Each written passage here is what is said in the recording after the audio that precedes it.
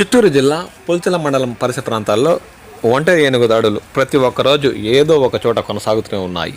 దీంతో స్థానిక రైతులకు కంటి మీద కునుకు లేకుండా పోతుంది. మండలంలోని పాలెం పంచాయతీలో అయితే మరీను రాత్రి వేళల్లో ఒంటరి ఏనుగు సంచరిస్తూ హల్చల్ చేస్తున్నట్లు స్థానిక రైతులు తీవ్రంగా ఆందోళన వ్యక్తం చేస్తున్నారు. తూర్పు విభాగం అటవీ ప్రాంతంలోని ఎగువచలం నుంచి బయలుదేరుతున్న ఈ ఒంటరి ఏనుగు రాత్రి వేళల్లో కోటపల్లి వద్దకు చేరుకుంది. అక్కడ చేసిన ఘీంకారాలతో ఉలిక్కిపడ్డ జనం మిద్దెలపైకి చేరుకున్నారు. సమాచారం అందుకున్న అటవీ సిబ్బంది కోటపల్లి వద్దకు చేరుకుని గ్రామస్తులను అప్రమత్తం చేశారు.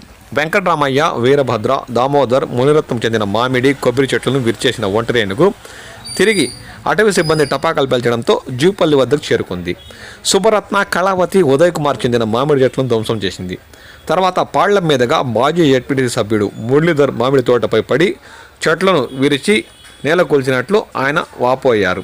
అనంతరం సమీపంలోని అడవిలోకి చేరుకున్న ఒంటరి ఏనుగు శనివారం పగలంతా అడవిలోని సూరప్ప చెరువు వద్ద సంచరిస్తూ స్థానిక రైతులకు తీవ్ర ఆందోళన పడేట్లు చేస్తుంది.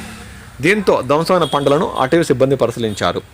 రాష్ట్ర ప్రభుత్వం నుండి ఆర్థిక పరిహారం అందేలా చూస్తామని వారికి హామీ ఇచ్చారు.